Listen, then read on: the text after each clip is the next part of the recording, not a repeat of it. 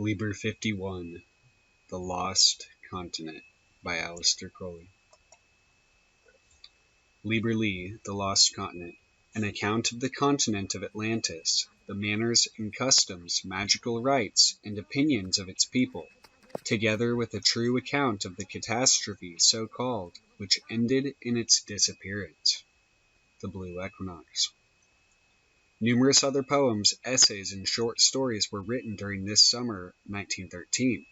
In particular, there is a sort of novel, The Lost Continent, purporting to give an account of the civilization of Atlantis. I sometimes feel that this lacks artistic unity. At times, it is a fantastic rhapsody describing my ideals of Utopian society, but some passages are a satire on the conditions of our existing civilization, while others convey hints of certain profound magical secrets, or anticipations of discoveries in science. The Confessions of Crowley.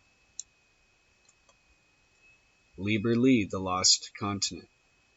Last year I was chosen to succeed the Venerable K.Z., probably a cipher for John Yarker, who died in March of 1913, who had it in his mind to die, that is, to join them in Venus, as one of the 7 heirs of Atlantis. And I have been appointed to declare, so far as I may be found possible, the truth about that mysterious lost land. Of course, no more than 1/7 of the wisdom is ever confided to any one of the 7, and the 7 meet in council but once in every 33 years. But its preservation is guaranteed by the interlocked systems of dreaming true and of preparation by antimony. The former almost explains itself. The latter is almost inconceivable to normal men. Its essence is to train a man to be anything by training him to be its opposite. At the end of anything, think they, it turns out to be its opposite. And that opposite is thus mastered without having been soiled by the labors of the student, and without the false impressions of early learning left upon his mind. I myself, for example, had unknowingly been trained to record these operations by the life of a butterfly. All my impressions come clear on the soft wax of my brain. I had never worried because the scratch on the wax in no way resembled the sound it represented. In other words, I observed perfectly because I never knew that I was observing. So, if you pay sufficient attention to your heart, you will make it palpitate. I accordingly proceed to a description of the country. 1. Of the plains beneath Atlas in the servile race. Atlas is the true name of this archipelago. Continent is an altogether false term, for every house or mountain peak was cut from its fellows by natural, though often very narrow, waterways. It was the true Atlas that supported the ancient world by its moral and magical strength, and hence the name of the fabled globe-bearer. The root is the Lemurian Tla or Tlas, black, for reasons which will appear in due course. A is the feminine prefix, derived from the shape of the mouth when uttering the sound. Black woman is therefore as near a translation as one can give in English. The Latin has a closer equivalent. The mountains are cut off, not only from each other by the channels of the sea, but from the plains at their feet by cliffs natural or artificial smoothed and undercut for at least 30 feet on every side, in order to make access impossible. These plains had been made flat by generations of labor, vines and fruit trees growing only on the upper slopes. They were devoted principally to corn and to grass pastures for the amphibian herds of Atlas. This corn was of a type now unknown, flourishing in seawater, and the periodical flood tides served the same purposes as the Nile in Egypt. Enormous floating stages of spongy rock, no trees of any kind grew anywhere on the plains, so wood was unknown, supported the villages. These were inhabited by a type of man similar to the modern Caucasian race. They were not permitted to use any of the food of their masters, neither the corn nor the vast supplies of shellfish, but were fed by what they called bread from heaven, which indeed came down from the mountains, being the whole of their refuse of every kind. The whole population was put to perpetual hard labor. The young and active tended the amphibians, grew the corn, collected the shellfish, gathered the bread from heaven for their elders, and were compelled to reproduce their kind. At 20, they were considered strong enough for the factory, where they worked in gangs on a machine combining the features of our pump and treadmill for 16 hours of the 24. This machine supplied Atlas with its zro, or power, or zra. The zr, or zer, is drawled slowly. Then the lips are suddenly curled back in a sneering snarl, and the vowel sharply and forcibly uttered. It is disputed whether this word is connected with the Sanskrit Sri, holy, of which I shall speak presently. There were 4, some say 5, distinct races, each having several sub-races, but the main characteristics were the same. Some allege the Portuguese and the English to be survivals of this or kindred stock. Any worker showing even temporary weakness was transferred to the phosphorus factory, where he was sure to die within a few months. Phosphorus was a prime necessity of Atlas. However, it was not used in its red or yellow forms, but in a third allotrope, a blue-black or rather violet-black substance, only known in powder, finer than precipitated gold, harder than diamond, 11 times heavier than yellow phosphorus, quite incombustible, and so shockingly poisonous that, in spite of every precaution, an ounce of it cost the lives, on an average, of some 250 men. Of its properties I shall speak later. The people were left in utmost slavery and ignorance by the wise counsel of the first of the philosophers of Atlas, who had written, "An empty brain is a threat to society." He had consequently instituted a system of mental culture, comprising 2 parts. 1. As basis, a mass of useless, disconnected facts. 2. A superstructure of lies. Part 1 was compulsory. The people then took Part 2 without protest. The same danger to society in our own time has been foreseen, and an identical remedy discovered and applied in compulsory education and cheap newspapers. The language of the plains was simple but profuse. They had few nouns and fewer verbs. To work again, there was no word for to work simply. To sleep again, to eat again, to break the law, no word for to break the law again. To come from without, to find light, i.e. to go to the phosphorus factory, were almost the only verbs used by adults. The young men and women had a verb language yet simpler, and of degraded coarseness. All had, however, an extraordinary wealth of adjectives, most of them meaningless, as attached to no noun ideas, and a great quantity of abstract nouns such as liberty, progress, without which no refined inhabitant would consider a sentence complete. He would introduce them into a discussion on the most material subjects: the immoral snub-nose, unprogressive teeth, lascivious music, reactionary eyebrows. Such were phrases familiar to all. To eat again, to sleep again, to work again, to find the light, that is liberty, that is progress, was a verb common in every mouth. The religion of the people was Protestant Christianity in all essentials, but with an even closer dependence upon God. They asserted its formulae without attaching any meaning to the words, in a manner both reverent and passionate. Sexual life was entirely forbidden to the workers, a single breach implying relegation to the phosphorus works.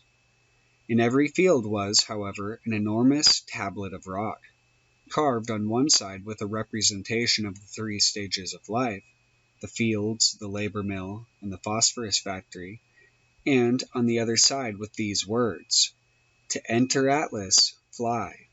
Beneath this, an elaborate series of graphic pictures showed how to acquire the art of flying. During all the generations of Atlas, not one man had been known to take advantage of these instructions. The principal fear of the populace was a variation of any kind from routine. For any such, the people had one word only, though this word had changed in annotation in different centuries. Witchcraft, heresy, madness, bad form, sex perversion, black magic, were its principal shapes in the last 4,000 years of the dominion of Atlas. Sneezing, idleness, smiling, were regarded as premonitory. Any cessation from speech, even for a moment to take breath, was considered highly dangerous. The wish to be alone was worse than all. The delinquent would be seized by his fellows, and either killed outright or thrust into the compound of the phosphorus factory, from which there was no escape. The inhabitants of the people were incredibly disgusting. Their principal relaxations were art, music, and the drama, in which they could show achievement hardly inferior to that of Henry Arthur James, Pinero, Lahar, George Dance, Luke Fildes, and Thomas Sidney Cooper. Of medicine they were happily ignorant. The outdoor life in that equable climate bred strong youths and maidens, and the first symptom of illness in a worker was held to impair his efficiency and qualify him for the phosphorus factory. Wages were permanently high, and as there were no merchants even of alcohol, whose use was forbidden, every man saved all his earnings and died rich. At his death his savings went back into the community. Taxation was consequently unnecessary. Clothes were unnecessary and unknown, and the bread from heaven was the free gift of God. The dead were thrown to the amphibians. Each man built his own shelter of the rough stone sponge which abounded. The word house was used only in Atlas. The servile race called its huts haklost, equivalent to the English word home. Discontent was absolutely unknown. It had not been considered necessary to prohibit traffic with foreign countries, as the inhabitants of such were esteemed barbarians. Had a ship landed men, they would have been murdered to a man, supposing that Atlas had permitted any approach to its shores. That it hindered such, and by infallible means, was due to other considerations, whose nature will form the subject of a subsequent chapter. This, then, is the nature of the plains beneath Atlas, and the character of the servile race. 2. Of the race of Atlas. In the city or house, which was formed from the crest of every mountain, dwelt a race not greatly superior in height to our own, but of a vaster frame. The bulk and strength of the bear is not inappropriate as a simile for the lower classes. The higher had the enormous chest and shoulders and the lean haunches of the lion. This strength gave an infallible beauty, made monstrous by their most inexorable law, that every child who developed no special feature in the first 7 years should be sacrificed to the gods. This special feature might be a nose of prodigious size, hands or wrists of gigantic strength, a gorilla jaw, an elephant ear, or any of these might entitle its owner to life. Gautama Buddha was the reincarnation or legend of a previous Buddha, who was a missionary from Atlas, hence the account of his immovable neck, the ears that could fold over his face, and other monstrous details. For in all such variations from the normal, they perceived the possibility of a development of the race. Men and women were hairy as the orangutan, and all were closely shaven from head to feet. It had been found that this practice developed tactile sensibility. It was also done in reverence to the living Atla, of whom more in its place. The lower class was few in number. Its function was to superintend the servile race, to bring the food of the children to the banqueting hall, to remove the same, to attend to the disposition of the light screens, to ensure the continuance of the race by the begetting, bearing, and nourishing of the children. The priestly class was concerned with the further preparation of the zro, supplied by the labor mills, and its impregnation with phosphorus. This class had much leisure for work, a subject to be explained later. The high priests and high priestesses were restricted in number to 11 times 33 in any one house. To them were entrusted the final secrets of Atlas, and to them was confided the conduct of the experiments in which every will was bound up. There was a governor of these, of whose name, nature, and function I am not permitted to speak. The color of the Atlanteans was very various, though the hair was invariably of a fiery chestnut with bluish reflections. One might see women whiter than Aphrodite, others tawny as Cleopatra, others yellow as Tushi, others of a strange, subtle blue like the tattooed faces of Chin women, others again red as copper. Green was, however, a prohibited hue for women, and red was not liked in men. Violet was rare, but highly prized, and children born of that color were especially reared by the high priestess. However, in one part of the body all the women were perfectly black with a blackness no Negro can equal. From this circumstance comes the name Atlas. It is absurdly attributed by some authors to the deposit of excess of phosphorus in the zro. I need only point out that the mark existed long before the discovery of black phosphorus. It is evidently a racial stigma. It was the birth of a girl child without this mark which raised her mother to the rank of goddess, and ended the terrestrial adventure of the Atlanteans, as will presently appear. Of the ethics of this people little need be said. Their word for rite is fufa, or papa, made by blowing with the jaw drawn sharply across from left to right, thus meaning a spiral life contrary to the course of the sun. We may sum it as contrary. Whatever is wrong, seems to have been their first principle. Legs are wrong because they only carry you 5 miles in the hour. Let us refuse to walk. Let us ride horseback. So the horse is wrong compared to the train and motor car, and these are wrong to the airplane. If speed had been the Atlantean's object, he would have thought aeroplanes wrong and all else too, so long as the speed of light was not surpassed by him. Curious survivals of these laws are found in the Jewish transcript of the Egyptian code, which they, being a slave race, interpreted in the verse manner. Thou shalt not make any graven image. Every male child, on attaining manhood, had a graven image given him to worship, a miracle-working image, whose principal exploits he would tattoo upon it. Remember the Sabbath day to keep it holy. The Atlantean kept 1 day in 7 for all purposes unconnected with his principal task. Thou shalt not commit adultery. Though the Atlanteans married, intercourse with the wife was the only act forbidden. Honor thy father and thy mother. On the contrary, they worshipped their children as if to say, This is the God whom I have made in my own likeness. Similarly, there is one exception and one only to the rule of silence. It is the utterance of the name, which it is death to pronounce.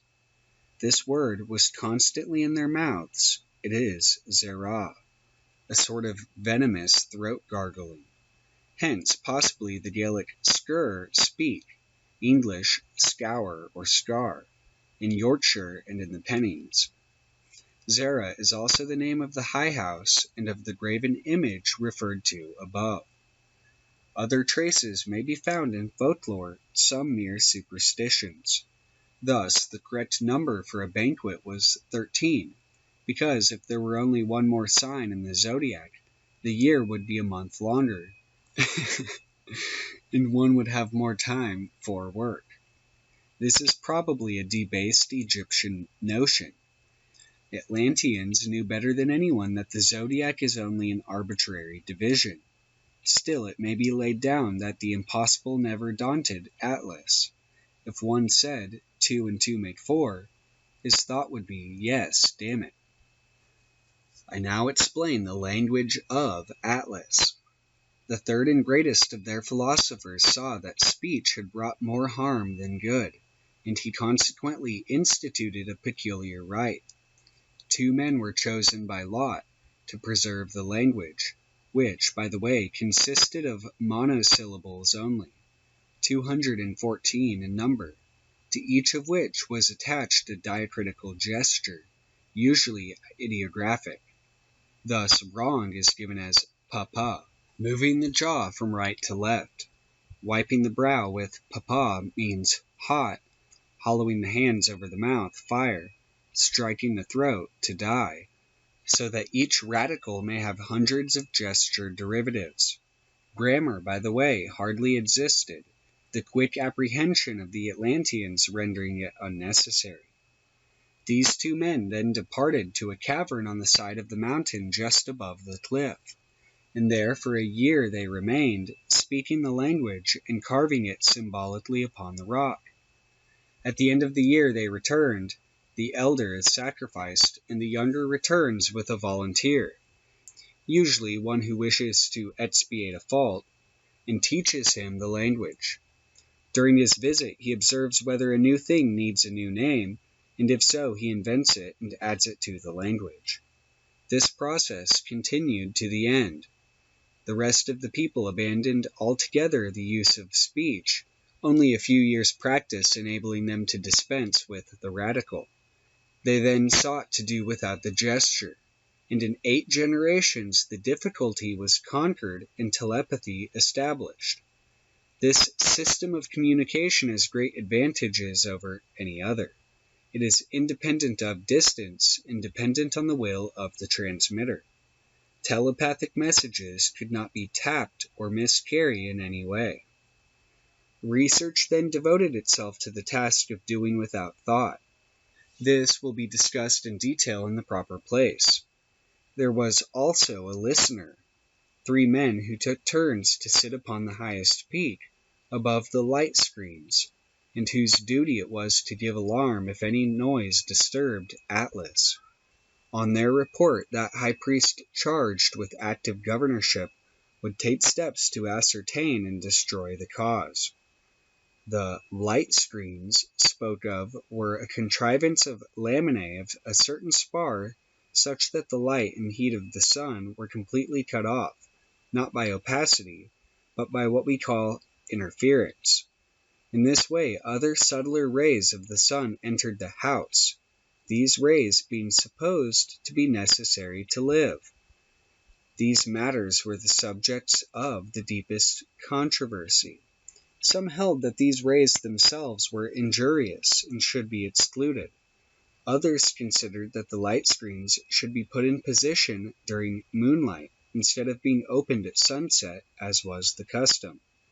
This, however, was never attempted, the great mass of the people being devoted to the moon. Others wished full sunlight, the aim of Atlas being, they thought, to reach the sun. But this theory contradicted the prime axiom of attaining things through their opposites, as was only held by the lower classes, who were not initiates into this doctrine. The houses of Atlas were carved from the living rock by the action of Zro in its 7th precipitation. Enormously solid, the walls were lofty and smoother than glass, though the pavements were rough and broken almost everywhere for a reason which I am not permitted to disclose. The passages were invariably narrow, so that 2 persons could never pass each other. When 2 met, it was the law to greet by joining in work, and then going away together on their separate errands, or passing one above the other. This was done purposely so as to remind every man of his duty to Atlas on every occasion on which he might meet a fellow citizen. The banqueting hall of the children was usually very large. The furniture which had been brought by the first colonists, and gradually disused by adults, never needed repair. A vast open doorway facing north opened onto the mountainside, onto the vineyards and orchards, and meadows and gardens, in which the children passed their time. Suckled by the mother for 3 months only, the child was then already able to nourish itself on the bread and wine, and on the flesh of the amphibian herds, on which there were several kinds: one a pig-like animal with flesh resembling wild duck, another of a sort of manatee tasting like salmon, its fat being somewhat like caviar in everything but texture, and a sure specific for any of childhood's troubles. A third, the ancestor of our hippopotamus, was really tamed, and was employed by the serviles for preparing the ground for the corn, trampling through the fields while they were covered with sea water, and thus leaving deep holes in which the seeds were cast. Its flesh was not unlike bear, but more delicate. Notable, too, was the great quantity of turtle, also the giant oysters, the huge deep-sea crabs, and a kind of octopus whose flesh made a nutritious and elegant soup, and innumerable shellfish added to the table. The waterways were haunted by shoals of a small and poisonous fish, called by them zizou, in imitation of the swish of its tail and the cry of its victim, whose bite was immediate death to man, a fact which altogether cut off communication between one island and another except by air, as the hippopotamus animal, although immune to its bite, was unable to swim. Of the sleeping chambers I shall tell more particularly in the course of my remarks on Zro. 3. Of the aim of the magicians of Atlas, of Zro, and its properties and uses, of that which is combined with it, and of black phosphorus. It was the most ancient tradition of the Atlantean magicians that they were the survivors of a race inhabiting a country called Lemuria, of which the South Pacific archipelago may be the remains. These Lemurians had, they held, built up a civilization equal if not superior to their own, but through a misunderstanding of a magical law. Some said the second, some said the fifth, some said the 23rd, had involved themselves and their land in ruin. Others thought that the Lemurians had succeeded in their magical task and broken their temple. In any case, it was the secret Lemurian tradition that they themselves represented the survivals of a yet earlier race who lived in ice, and they again of yet another who lived in fire, and they again of the earliest colonists from Mars. The theory, in fine, was that the aim of man is to attain to the sun, whence, according to one school of cosmology, he was exiled in the cosmic catastrophe which resulted in the formation of Neptune. His task on any given planet was therefore to overturn the laws of nature on that planet, thus mastering it sufficiently to enable him to make the leap to the next planet inward. Exactly how and in what sense the leap was made remains obscure, even to heirs of Atlantis. The men of Atlas could fly, it is true, and that by a method so simple that men will laugh outright when it is rediscovered. But they needed air to support them. They could not confront the cold and emptiness of space. Was it in some subtler body that they conveyed their palladium? Or, content to die, could they project that supreme vehicle across so great a distance? The answer to such questions probably lies in the recovery by mankind of the knowledge of Zro and its properties. The point was discussed fully and finally relegated in the Council of Stockholm, 1913. The scene is so real to me that I find it impossible to avoid using the historic present here and elsewhere inadvertently.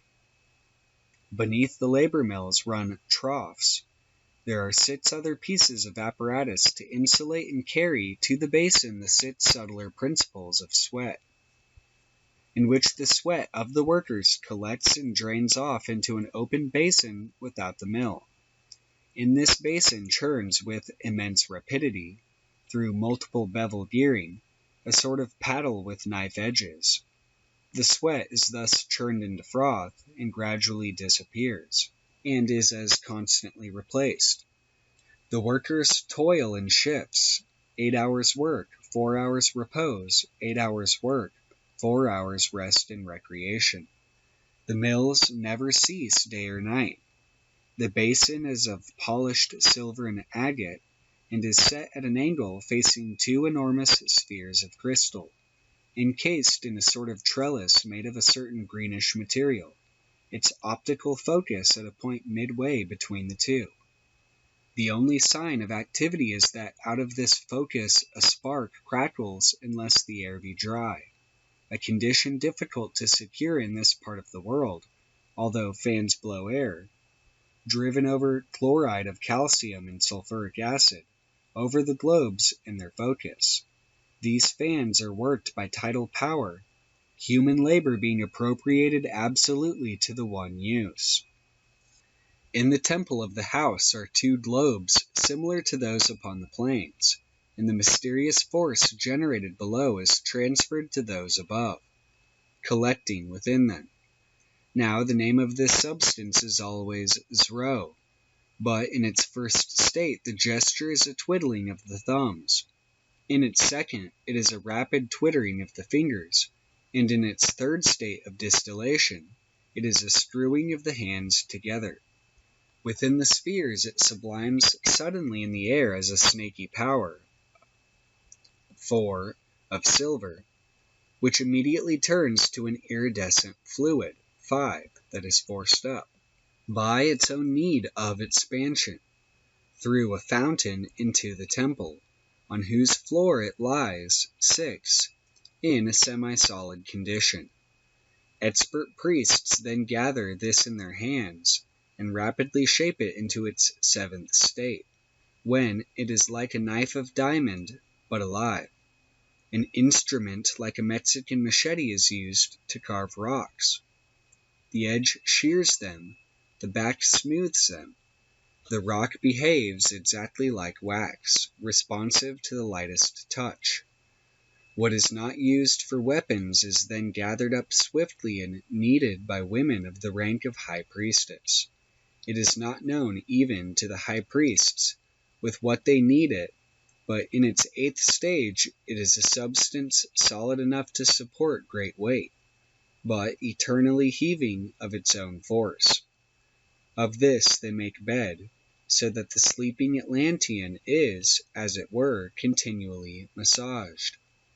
To this they attribute the fact that the Atlanteans sleep never more than half an hour, though they do so 4 times daily. These beds remain active only for a few days, and they are then thrown into the 9th stage by being taken into a room where is a cauldron of great size. They are thrown into this and sprinkled with black phosphorus.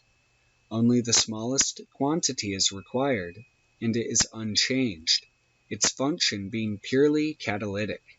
This form of phosphorus is one of the most stable of elements.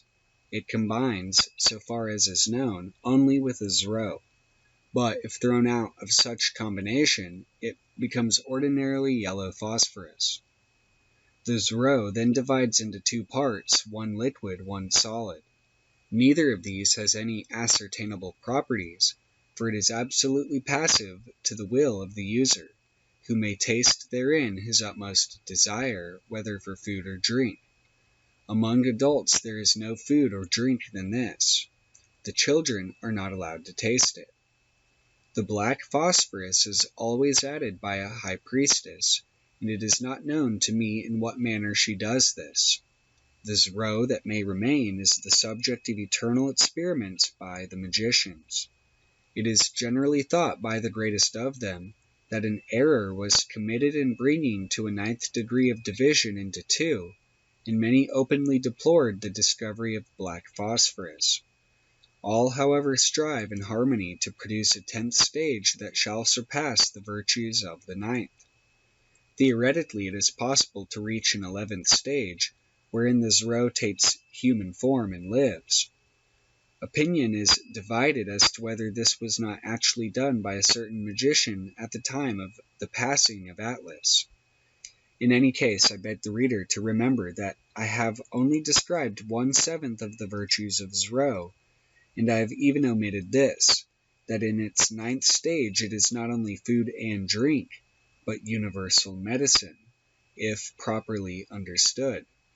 For Zero is also a vision and a voice.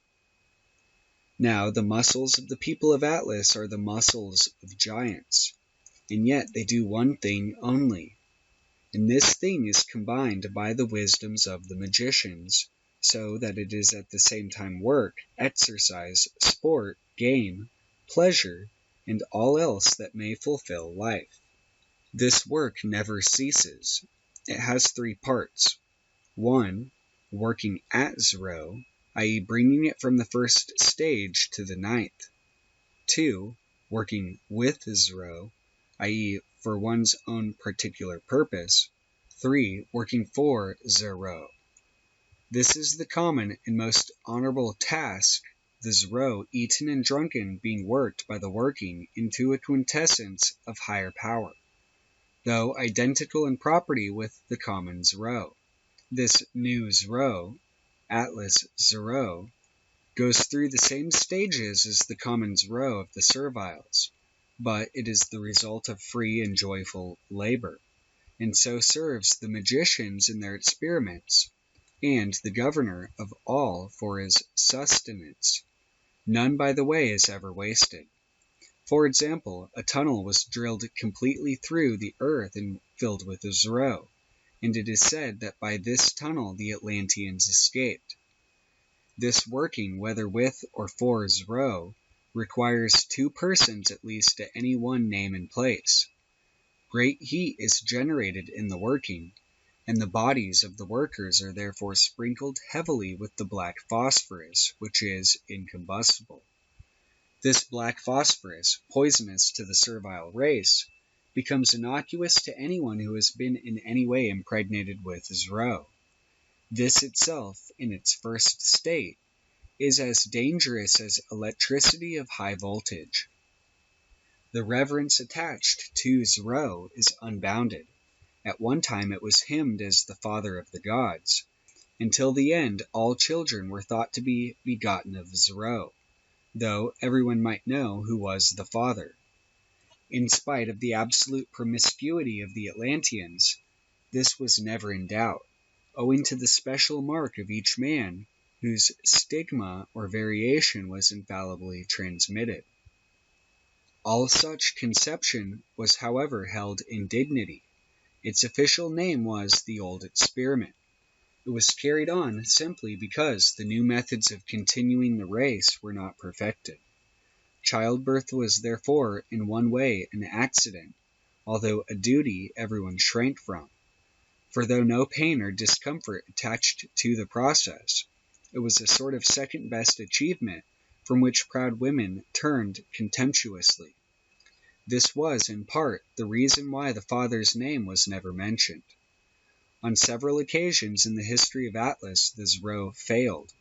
Although not changed in appearance, its properties were lost or diminished.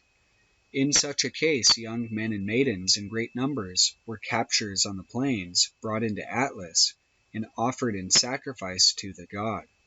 Their blood was mingled with the Zero in its 3rd stage. This item is loosely used as equivalent of life. The sacrifice is described later at the point made clear, and the later regained its potency. Their flesh was eaten by the high priests and priestesses in penance for the unknown wrong. It was subject to other and terrible scourges, being the most sensitive as well as the strongest thing on earth. On one occasion it had to be treated with a fox-like perfume prepared by the chief magician. On another it was subjected to streams of moonlight from parabolic mirrors. The most serious crisis was some 2,000 years before the destruction of Atlas. One of the serviles, riding his hippopotamus to the plowing, fell off and was instantly bitten by the poisonous fish previously described. Through an accident of boyhood, he had, however, for a reason too obscure to describe here, no such vulnerable spot as suited the Zizou. He survived and went to work, as it chanced, the next day. The Zro was poisoned. A third of Atlas died within the hour. The plant on the affected island had to be destroyed and all its people. It was only repopulated some 380 years later, and then for particular reasons of magical economy impossible to dwell upon in this account.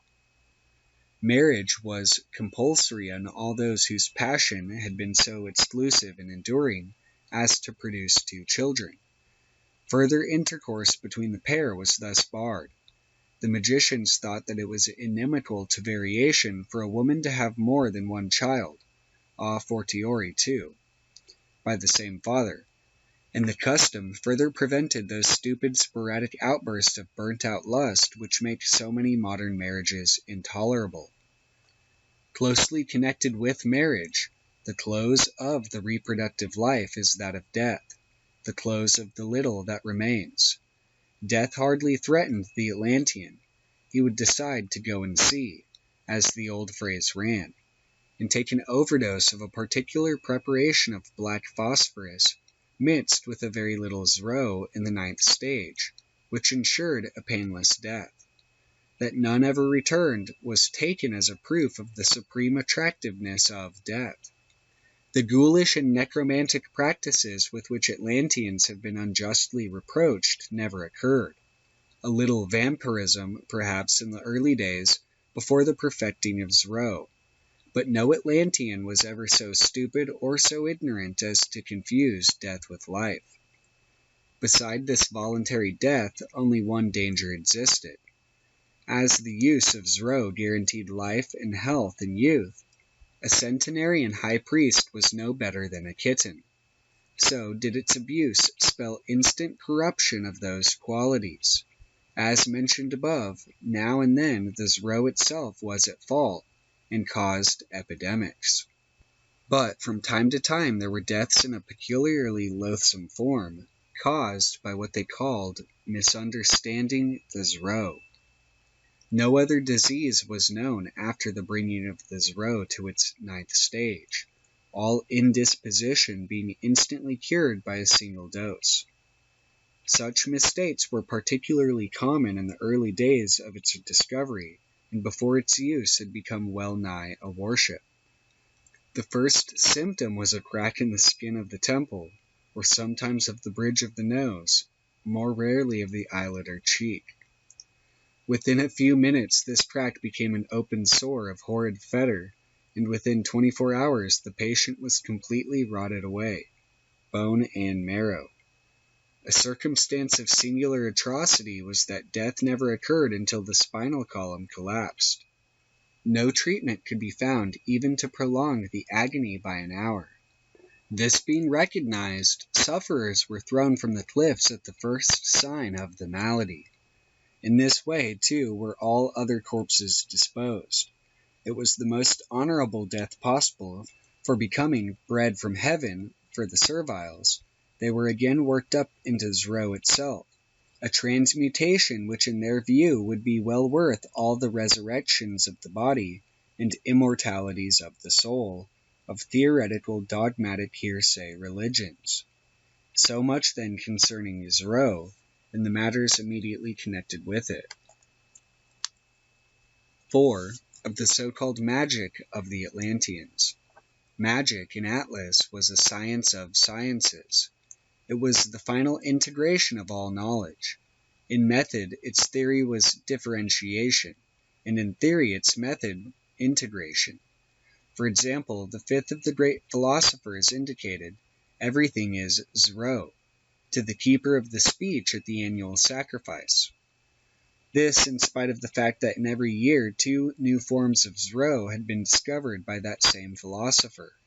It was the third of the galaxy who announced, the ultimate analysis of sensation is pain, that of thought madness, that of superconsciousness, a state of trance induced by Zro and valued above all things, annihilation.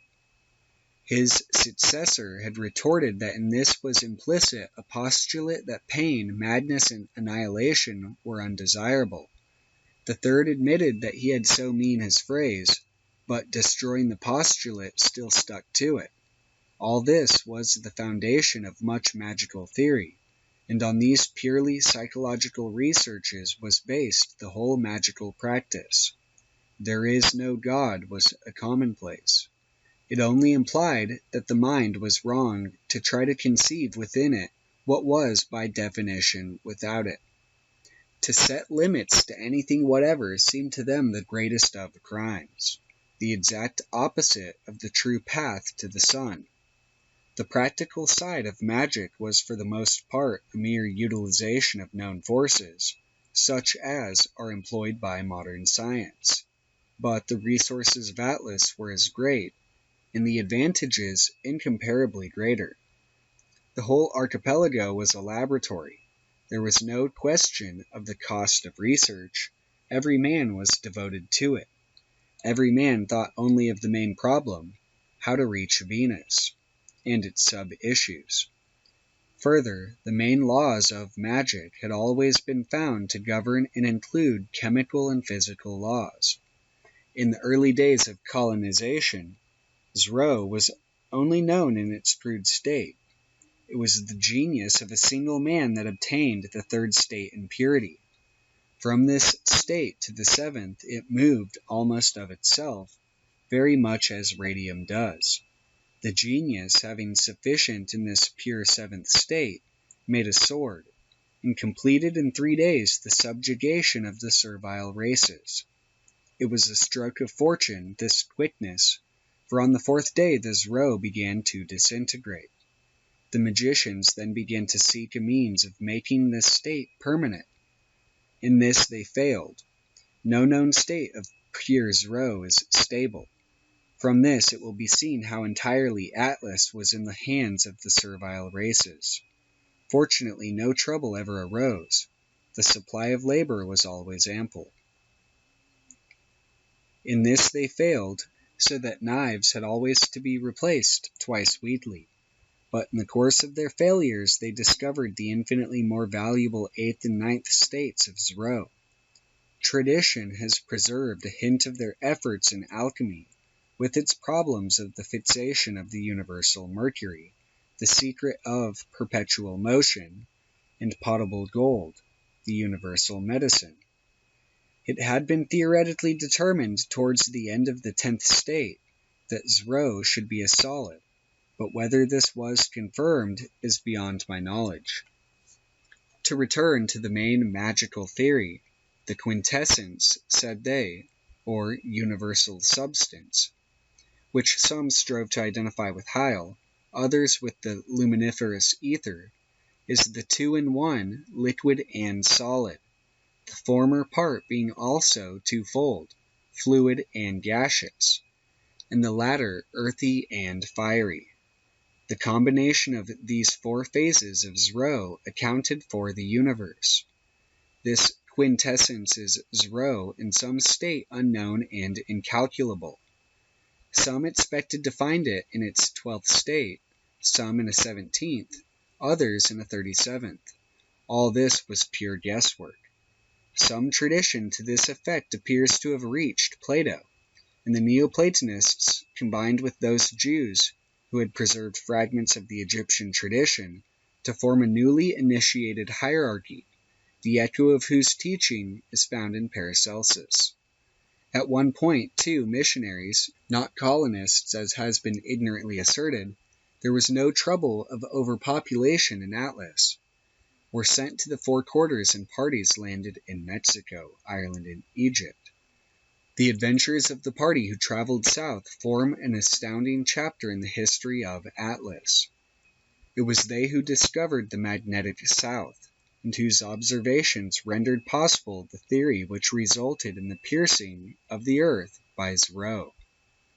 There was also a settlement in Finland. Its only remains in historic period is Lapland witches. Besides all I have recounted, Zro had many extraordinary powers. These were, however, called lesser, and discarded and forgotten in the absorption in the principal work. Nearly all of these are found in the combinations of Zro in its sixth state, with black phosphorus in varying proportions. Thus, one product is called fiery flying serpent. A pellet pinched off and thrown into the air elongates itself and flies in the direction desired, killing the person whom it strikes.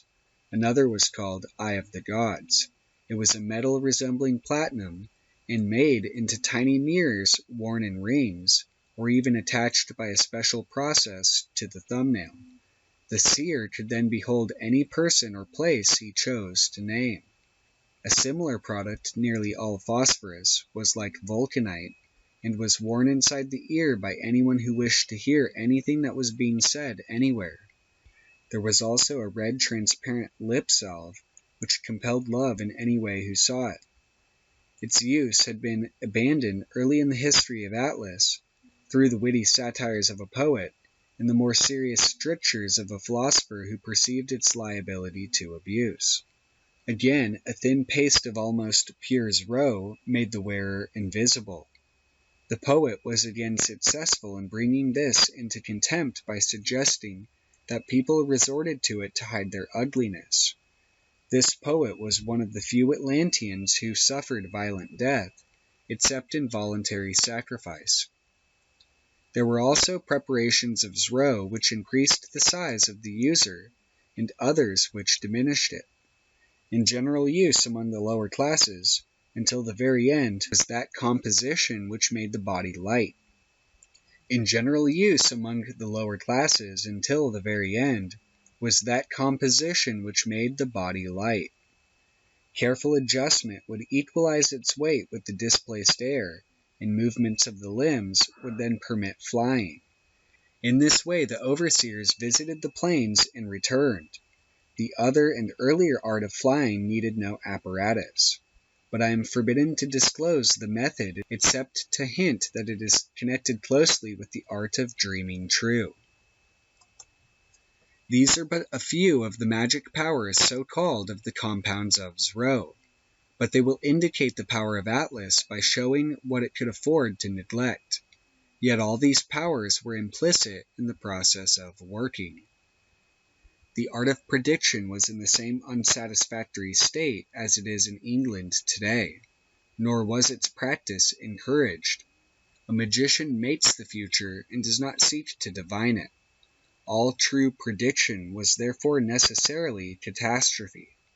The greatest good fortune seemed worthless to an Atlantean, since it was accident, and if accidents are to happen, one of them may be fatal.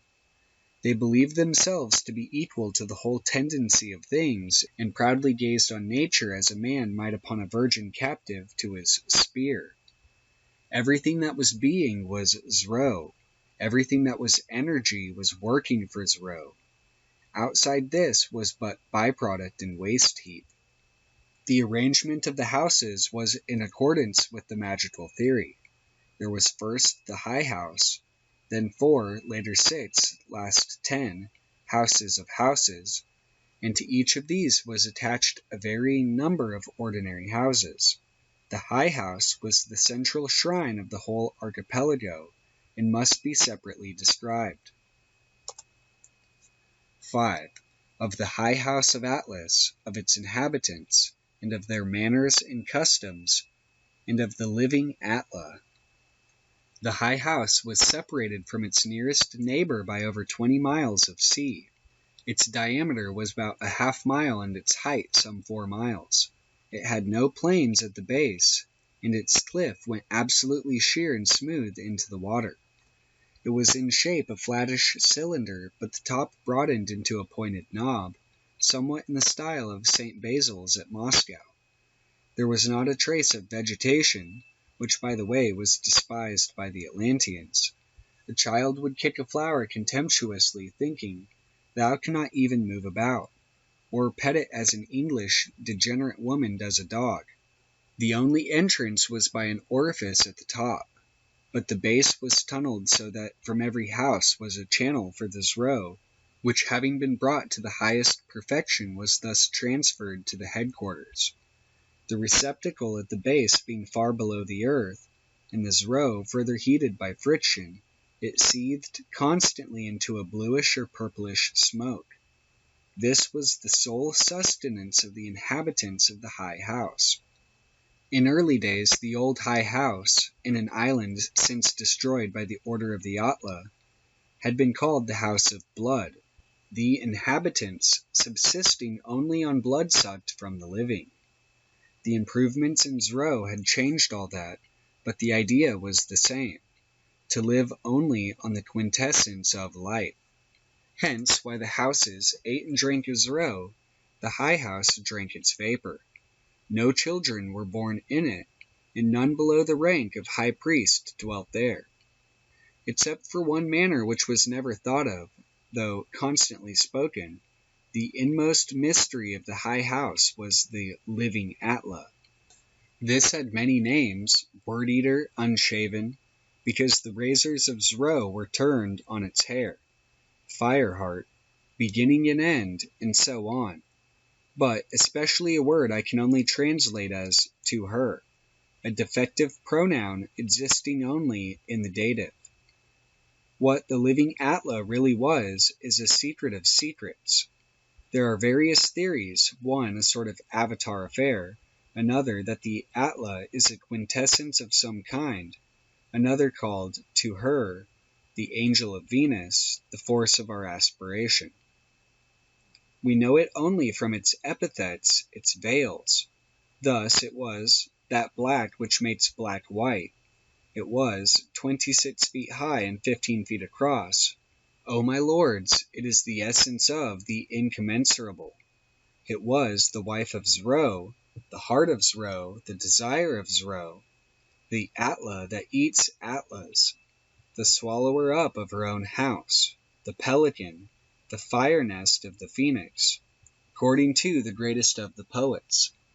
And the burden of his hymns of worship was that it must be destroyed. It was impossible to approach the Atla without being instantly sucked up and devoured by it.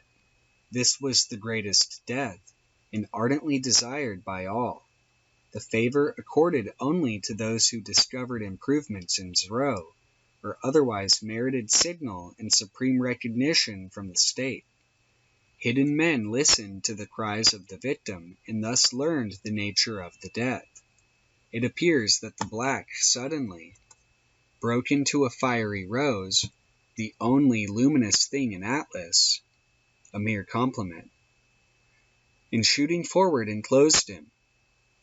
For some reason which was never even guessed, the Atla refused women. Those who had seen Atla were, however, useless to instruct. They came forth from the presence, smiling, and even under the most fearful tortures that the magicians could devise, continued to smile. This smile never left them during life, and the conscious superiority of it was so irritating and so contrary to the harmony of life in Atlas, that the women were killed, and their companions for the future forbidden to approach the Atla. Whatever theories as to its true nature may have been formed by the magicians were upset by a famous experiment.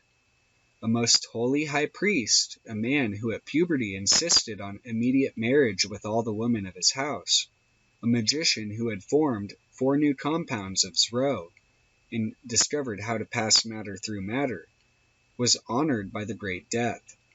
On reaching the last corridor, where the concentrated spirals of zrow vapor whirled up into the presence of Atla, he bade farewell to the appointed listeners in the manner suitable to his dignity, and then, taking a last deep draught of zrow in his lungs, rushed into the antrum.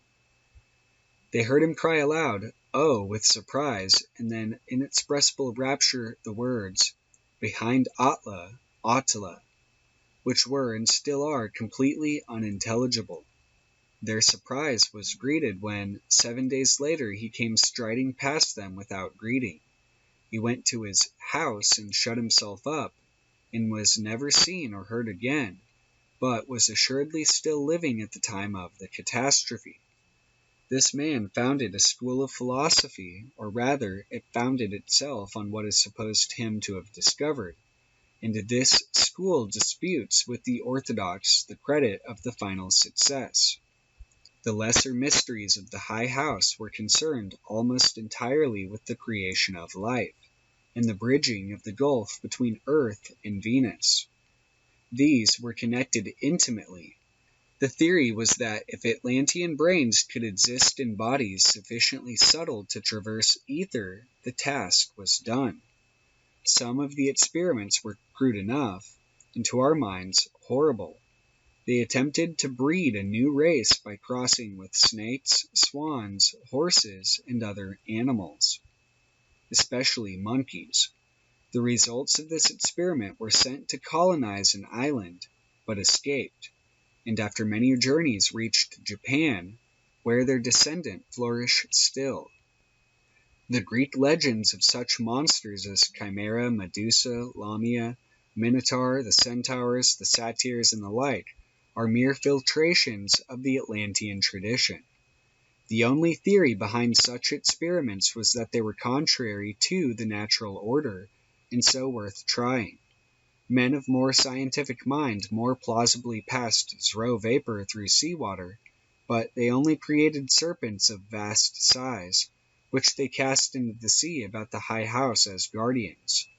The sea serpent, whether legend or fact, is derived from this experiment.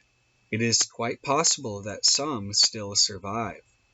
Another school, objecting strongly to the sex process, which must be transcended as the Lemurians overcame gemation. A note next to this word in the Smith TS reads incorrect, 7-pointed star, but gives no alternative reading, and in any case, since gemation means asexual reproduction by budding, it makes perfect sense in the context and is probably correct. Vivisected men and women, taking various parts of the brain, especially the cerebellum, the pineal gland, and the pituitary body, and cultivated them in solutions of zro under the invisible rays of black phosphorus. The best result of this was a race of translucent jellyfolk of great intellectual development, but so far from being able to travel through space, they could hardly move in their own element. Another school argued that as zro and vapor combined the virtues of the liquid and the solid, zro, so a fiery state might be produced which would so impregnate their bodies so as to make them mates of the ether. This school held that the fiery zro already existed in nature, in the heart of the living Atla, and asserted that those who died by absorption into Atla passed straight to Venus. Many of them, therefore, tried hard to obtain messages from that planet. Familiar with Newton's first law of motion, they further held it possible to prepare zro in such a state that a current of it could never be deflected or dissipated, and so it could be made in sufficient quantity. A bridge to Venus might be built by which they might travel. They therefore tunneled through the planet, as previously explained, to have a sort of cannon for the zro. But as their supply was pitifully insufficient, they endeavored to also to prepare as a zro which would have the power of multiplying itself. Alchemical tradition has some record of this problem. Yet another group of magicians argued that as nature had cast off the planets from the sun, a disputed point, some thinking this due to magic, which if so completely destroys the argument, it would be contrary to nature to cause the planets to fall back into it. They busied themselves with attempts to increase the Earth's gravitational pull, and alternatively to check her course. Their schemes were generally regarded as utopian, yet they could boast of the discovery of the zro that lightened bodies, and of a kind of ether screen which generated mechanical power in inexhaustible quantities by making matter slightly opaque to ether. This engine only worked on a very small scale. A screen 2 inches long would tear itself from fastenings that would have held an earthquake, while the rocks in the neighborhood would melt in a few minutes, and the sea boil instantly where its rays struck. The most brilliant of this school asserted, matter is a disease of Zro, which may be translated nearly enough, matter is a strain in the ether. He explained gravitation in this way. Place 2 ivory spheres in a rubber tube, the strain on the tube is least when the balls touch. The tendency is therefore for them to come together. Friction alone checks them. Now, ether is infinitely elastic and without friction. From these data he calculated the law of inverse squares. A more mystic school saw life everywhere. It knew all that we know and more about ions and electrons. It saw every phenomenon as manifested of will. It saw every phenomenon as a manifestation of will. The crowning glory of this school was the discovery that Zro in its 9th stage, eaten and drunk with concentrated intention, produces the desired result, whatever within wide limits that result might be. This went far to supersede the use of all specialized forms of Zro, and so to unify the magical practice. It seems curious with all this magic itself should be the thing most deplored. But it was the means, and as such, that which is in particular not the end. The word magic, ijinx, was the only dissyllable in the language, for magic was the essentially twofold thing, more twofold in a way than the number 2 itself. It is interesting here to sketch briefly the mathematics of Atlas. The task is not easy, as their minds worked very differently from ours. The number 1 was a fairly simple idea, but 2 was not only 2, but also the result of adding 1 to 1, and the root of 4. The numbers grew in complexity out of reason. 7 was 6 plus 1, and 5 plus 2, and 4 plus 3, and so on, as well as the root of 49, half 14, and the like. They even distinguished 4 plus 3 from 3 plus 4. Each number also represents an idea or group of ideas on all sorts of planes. It would have been quite possible to discuss dressmaking in terms of pure number. To give an example of the way in which their minds thought, consider the number 3. 3, insofar as it gives the first plane figure, suggests superficies. With regard to the dimensions of space, solidity. 3 itself is therefore that ineffably holy thing in which the superficies is the solid. Of course, hundreds of other ideas must be added to this, and to grasp and harmonize them all in one colossal super-rational idea was the constant task of every mathematician. The upshot of this was that all numbers above 33 were regarded as spurious, illusionary. They had no real existence of their own. Unreal in very much the same sense as our problem of -1. They were always expressed by graphic formulae, like our own organic compounds. To take an example, the number 156 was regarded as a sort of efflorescence of the number 7. It was never written but as 77 divided by 7 plus 7 over 7 plus 77. Again, 11 was usually written 3 plus 5 plus 3. It was always the aim to find symmetry in these expressions, and also to find an easy way to 1. This last is difficult to explain. 11 was their great key of magic. It is a twofold number in the act of becoming 1. 37 was the essence of 1, inasmuch as multiplying it by 3 gives 111, 3 ones, which divided again by 3 in another manner yield 1. One would rather think of 48 as 37 plus 11 than as 4 times 12, is the statement of an elementary textbook dating from the earliest days of Atlas. It was a sort of moral duty to teach the mind to think in this manner. The number 7 was the perfect number, with them as with us, but for very different reasons. It was the link between Earth and Venus, for one thing. I cannot explain why. It was the number of the Atla and the house of success, 2 being the house of battle. It was also grace, softness, ease, healing, and joy of Zro, as well as play of phosphorus. Many mathematicians, however, attacked it with vigor.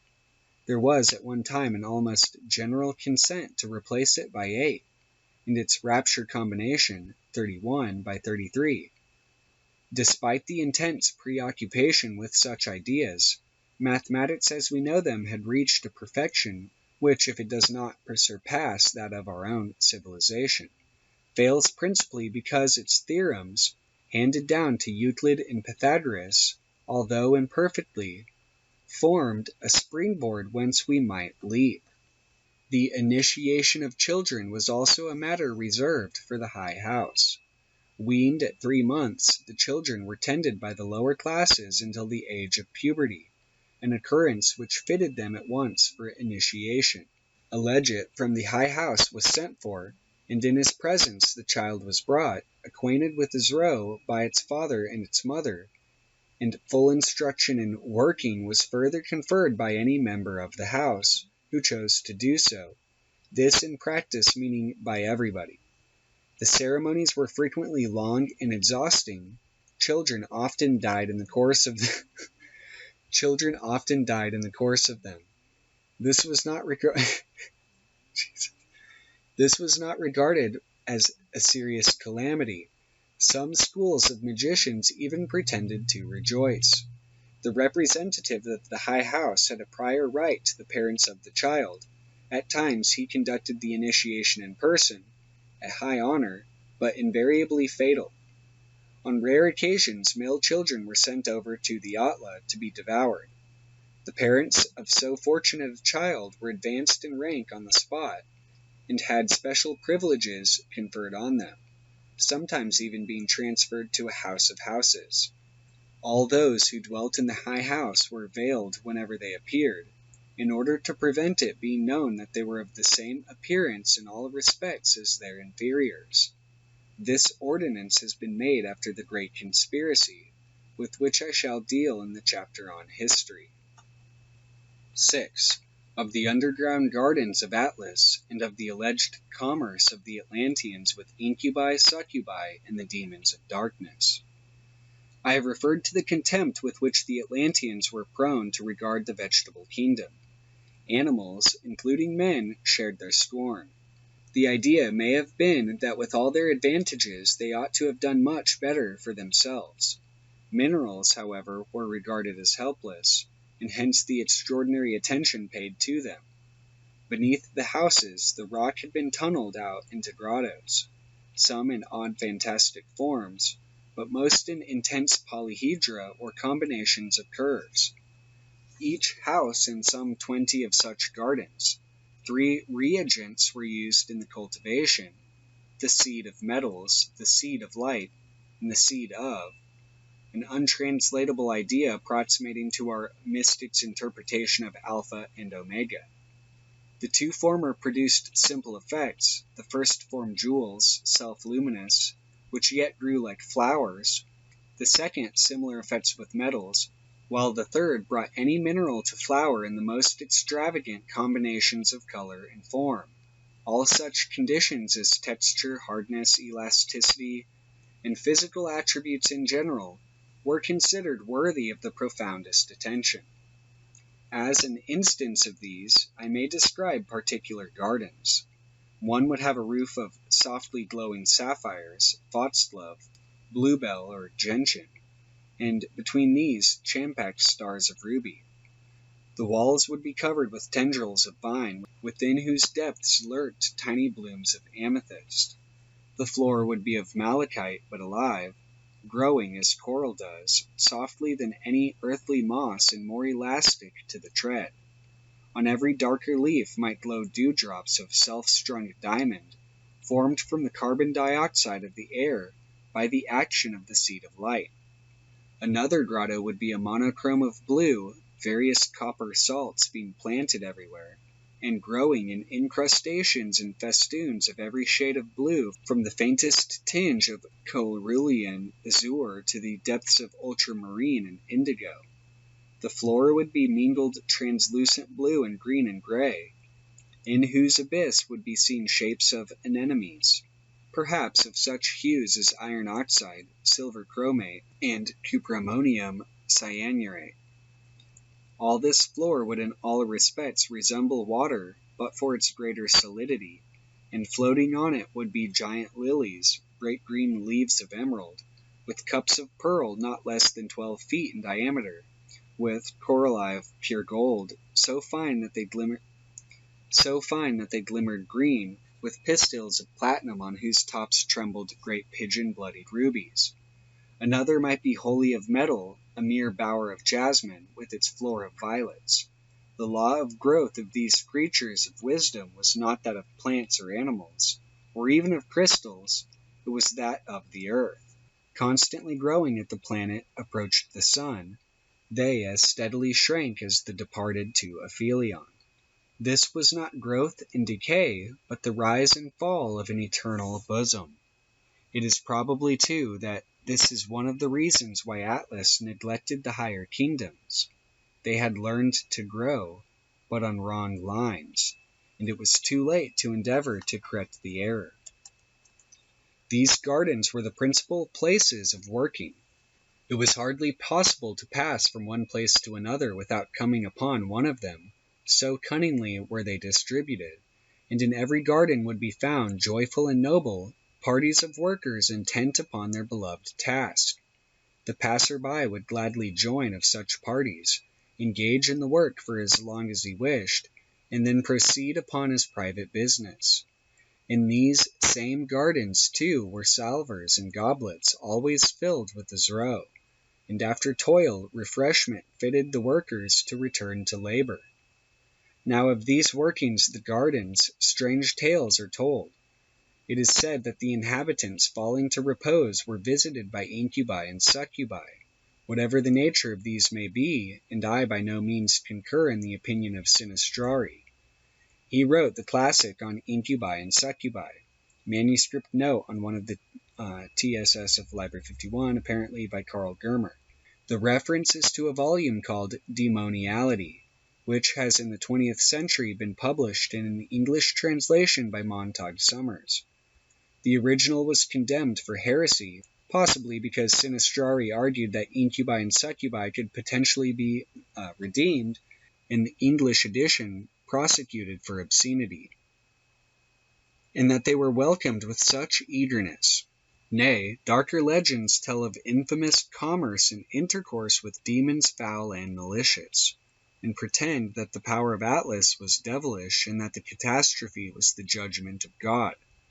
These medieval fables of the debased and perverted phallicism miscalled Christianity are unworthy even to be refuted, founded as they are on hypotheses contrary to common sense. Nor would they who knew themselves masters of the earth have deigned to degrade themselves, and moreover to vitiate their whole work by commerce with inferiors. If there be any truth whatever in these stories, it will then be more easily supposable that the Atlanteans, aspiring to journey sunwards to Venus, might invoke the beings of that planet, should it be possible for them to travel to us. And that this is impossible, who can assert? On the theory of the magicians, power increases as the sun is approached, the inhabitants of Earth being more highly infused with the magical force of our star than those of Mars, and they again more than those of great Jupiter, gloomy and disastrous Saturn and Uranus, or Neptune lost in star dreams. Again, the powers of each particular planet may, nay, must be wholly diverse. So fundamental a condition of existence is the value of G being vastly various, must not the inhabitants differ equally in body and in mind? What lives on the minute and airless moon can be no inhabitant of what may hide beneath the flaming envelope of the sun, with its fountains of hydrogen flaming 100,000 miles into the ether. and surely so wild an ambition as that of Atlas would have not been held by beings so wise and powerful for so many centuries, had they not either a sure memory of their coming from Mars, or some earnestness of their eventual departure to Venus. Man does not persist in the chimerical for more than a few generations. Alchemy achieved results so startling and so beneficial to humanity at large. One need only mention the discovery of zinc, antimony, hydrogen, opium gas itself, that the original ideas were changed for others more limited and more practical, or at least more immediately realizable. Nor is this view unsupported by testimony of a sort. Unreal and glorious rays of our Father the Sun, says one of the poets of Atlas, are they within us. Let us call them forth by utterance that is not uttered, by the gesture that is not made, by the working that is above all working, for they are great and glorious, rays of our Father the Sun. Then from our bride that awaits for us in the nuptial chamber, green in the green west, blue in the blue east, exalted above our Father in the even and in the morn, spring forth our heirs and our hosts to greet us in the darkness. Dim glimmering are our gardens in the light of the seed of light. They are peopled with shadows, they take form, they are serpents, they are as trees, they are as the holy Zerah. They are as all things straight or curved, they are winged, they are wonderful. With us do they work, and that which was but one is 7, and that which was 2 is become 11. With us do they work, and give us the draught miraculous. Us do they instruct in magic, and feed us the delicate food. Let us call forth them that are within us, and they that are without may enter in, as it was made manifest by him that maketh secret. This passage, not devoid of a rude eloquence, makes clear what was held in exoteric circles. For in Atlas the poet was not as in England a holy and exalted being, one set apart by his high calling, throned in the hearts of the people, cherished by kings and nobles, one on whom no wealth and honor are too great to shower, but one of the people themselves, of no greater consequence than any other. Every man was an artist in so far as he was a man, and every man being equally so in nature. Whether in achievement or not mattered nothing, as appreciation was of no moment. Accomplishing art for the sake of art, the interest of the creator of the work died with its creation. It may therefore be possible that these words are those of poetic exaggeration, or that there is a concealed meaning in them, or that they are intended to mask and mislead, or that the poet himself was not fully instructed. Indeed, it is certain that only the high house had the secrets of Atlas, and that the magicians of that house held the undeniable, if sometimes dangerous doctrine, that the truth and falsehood of a statement alternated as do day and night, according to the status of the hearer of the statement. However, so strong is the tradition concerning the angel of Venus, that it must at least be considered carefully. The theory appears to have been that if the magicians of Venus paralyzed man in his presence, he will also send officers to convey him. Now, whether the angel of Venus is really an angel in anything like the modern sense of the word, or merely a title of one of the principal magicians of that planet, it is evident that the high house ardently desired his presence. That this might be manifested by the birth of a child without the stain of Atla was clearly an ultimate desideratum, an outward and visible sign of redemption, an obvious guarantee of the reality of the occurrence. It was then a virgin high priestess who achieved so notable a renown. Whether or not this was a poetic parable of the abiogenesis, if it indeed fare to so describe it, of the 11th stage of his row, is another and an open question.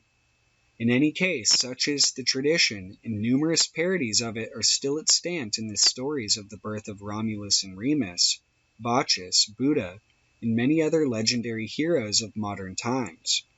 We even catch an echo in the myths of such barbarous lands as Syria. So much and no more concerning the underground gardens of Atlas, and of their commerce with the inhabitants of Venus. 7. Of marriage and other curious customs of the Atlanteans, and of sacrifices to the gods. I have already adverted to that most singular conception of the duty of the married which opposes the customs of Atlas to those of any other race on earth. But the considerations which established it have yet to be discussed. I will not insist on that gross and cynical view which might perceive in English marriage today a practical vindication of the Atlantean position.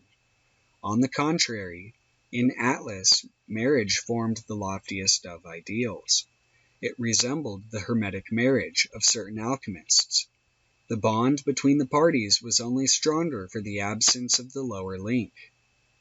The idea underlying this was in the main a particular case of the general proposition that whatever was natural should be transcended. As will be seen in the final chapter, the very stigma of success in the great work was the transcending of the sexual process. The bond of marriage was not, however, entirely of this negative character. It had its positive side, and here closely resembled the so-called Christian doctrine of Christ in the Church. Husband and wife were to be father and daughter, mother and son, brother and sister, teacher and pupil, and above all, friends. And this relation was to subsist on all planes. The hieroglyph of love was a cross, that of marriage, parallel straight lines, and as the cross was to be transcended in the circle, so were the lines to converge not on earth, but in Venus. In the meanwhile, each partner led his own free life, and it often occurred that a woman, having borne 2 children to a man and married him, would bear 2 children to another man, and so on for perhaps 2 centuries, thus acquiring a cohort of husbands. Such an arrangement must clearly have led to grave confusion had any question of property and inheritance been involved, but notions so unfortunate were unknown. Where all had every heart's desire, of what value were they? It is true that some division of labor, though little, was involved in the social scheme, but it occurred to no one to regard the supervision of the serviles as less honorable than the offering of the great sacrifices. In a perfect organism, one part is necessary and decent as any other part, and no sane observer can reason otherwise. For a perfect organism has a single definite aim, and the only dishonorable father on an arrow would be one that was out of place. Human nature being what it is, one may nevertheless agree that this measureless content with the existing order, except in so far as the purpose of the establishment of that order was unfulfilled, was rendered possibly by the extreme lightness of the toil demanded of any individual. But it is impossible for slaves to understand free men. It is always a wonder to Englishmen that a man should devote himself to unremitting toil for an ideal. He is called a crank, basely slandered, the lowest motives being without any reason assigned to his actions, mocked, persecuted, perhaps crucified. This is partly forgivable, as in England philanthropy is almost invariably the mask of vice and fraud. The ceremony of marriage, there was also the marriage of those of the magicians who refused all intercourse with the opposite sex, and were therefore married to the whole sex as such. Here was no ceremony used, but each had a special mark signifying that he or she was thus consecrated. The ceremony of marriage was simple, dignified, yet poignant. The lovers in the presence of their whole house publicly embraced for the last time. Their 2 children pressed them apart. Elevating their hands in a crossed clasp, they gave way, and the children passing through, preceding a most holy image which was borne by a priest and priestess between them. They then parted, and each was severally congratulated and embraced by any of the others who chose, and the priest and priestess then, exalting the image and setting in a suitable shrine, closely the ceremony to be commanded, to work, and adding force to the same by their example. The education of the children was another important matter in which their ideas were wholly opposed to our own. It ceased altogether at the age of puberty, which was sometimes as early as 6, never later than 14. Were it so delayed, the delinquent was crowned in mockery with a square black cap, sometimes tassellated, and sent among the serviles to instruct them in religion and similar branches of learning, and never permitted to return to Atlas. The ignorance and superstition of the plains was thus kept at a proper height. The method of education was indeed singular. Certain Atlanteans who made it their study would place various articles in the hands of infants, and observe what use they made of them.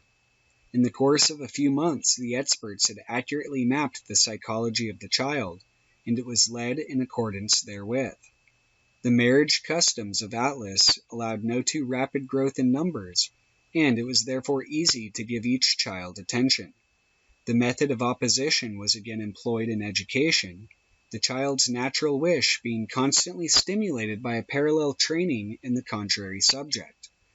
Children were also shown a series of ordered facts, and an explanation given, but not the least pain was taken to ascertain whether the child had retained those instructions. They were left as impressions on the mind. The brain was not injured by the strain of being constantly forced to bring up its stores from subconsciousness. It was found in practice that every child learnt everything that it was shown, and that this learning was always ready for use, while the consciousness was never wearied and overcrowded. It was also found that those whose memories were what we call good were precisely those who failed to develop in other ways more useful to society. The most peculiar of all their methods was the search for genius.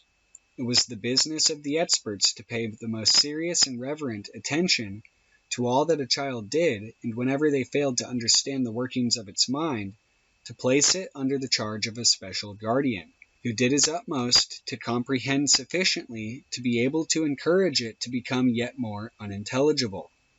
Apud eos membrum virile, membrano lucido erat, ab quod qualis circumcisio die navitatis facta erat, vix crede dignum est, tanquam verum, feminarum montes venereales similitudine, fasces fuere, fasces demonicae, sardonicae satiricae, cujus os, erat os volve, res horribilis atque ridiculos, ferunt similie de virorum, quae fingunt sicut imagines homunculorum fuere, lege judicatasse. Latin, read, judge, and be silent. I leave transliteration of the rest of the passage as an exercise for the reader, as there are few points on which I am uncertain, although it appears to be describing, inter alia, a curious form of body art, as well as alluding to Crowley's solar phallic doctrine. Crowley may be quoting, or more likely pastiching, someone, I am not sure. Many of these men had ossified extensions of the frontal process which amounted to horns, and the same formation was occasionally found in the higher types of women. Curiously carven headdresses of gold were worn by both sexes, and those of priestly rank adorned them with living serpents, and the high priests yet further with feathers or with wings, such being the spoils of dead birds, but the blossoms of the live gold of the crowns. Some tradition of this custom is found in the pictures of the gods of Egypt, these gods being merely the Atlanteans whose mission civilized the country. The names of some of the earlier gods confirm this. Nu, Hebrew Noah, is Atlantean for arch, Zu, Egyptian shoe, for many ideas connecting with wind. Asi means Cunas quasi serpens, obviously the name of an actual high priestess. Ra is pure Atlantean for sun, and Mse, Egyptian Chomse, for moon. The idea in Mse is that of a strong woman, M, closing the mouth of a serpent, S, or dragon, and from this we have the 9th card of the Bohemian Tarot, and the legend in the Apocalypse. In the mystic Greek used by the Gnostics we find similar traces, Sophia being from S and PH, or Semek and Pe, giving the idea of the serpent breath, i.e. wisdom.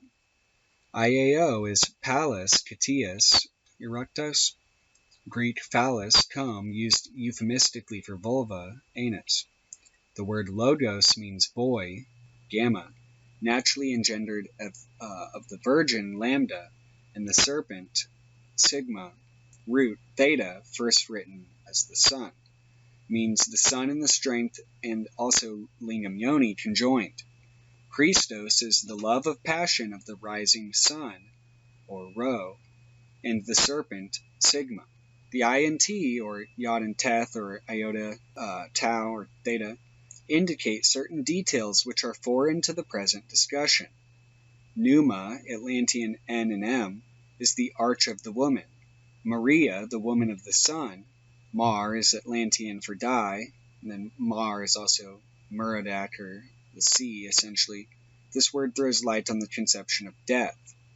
The words Mithras and Abraxas are again derived from Atlas. The woman entered, lingam being conjoined with the yoni, bears the sun from her serpent womb. And from the womb's mouth the sun, coming, seeketh a womb for his desire, even the womb of a serpent. The course of the year being signified in this manner, as usual with the ancients. This plan of an idea corresponding to each letter was carried out very strictly. Thus, tla, black, means the stigma or mark of the Virgin's womb. Ia, hail, greeting. Face to face, from the other peculiarity described above. Note that no tautologies defile its linguistic walls. As I have written is never changed to as I observed, noted, described, said, indicated, remarked, pointed out, and so on. These few examples will suffice to indicate the singular character of the language, and the way in which its essential dogmatic symbols have been incorporated by the heirs of Atlas in the inmost sanctuaries of races which they deemed worthy of such assistance. I must not pass over in silence the question of the sacrifices to the gods, to which a passing reference has already been made. Such sacrifices were not very frequent. The victims were the failures, those who were useless to the social economy. I must revert for a moment to the language. Oik, Greek, or oikos, meant the house of the penetrating men. Nome, Greek nomos, the arch of the house of the women, i.e. that which roofed them in or protected them, hence the law. As they represented capital expenditure, the object was to recover this, at least, since no interest could be expected. This victim was therefore handed over to a high priest or priestess, who extracted the life by an instrument divided for and excellently adapted to the purpose, so that it died by exhaustion.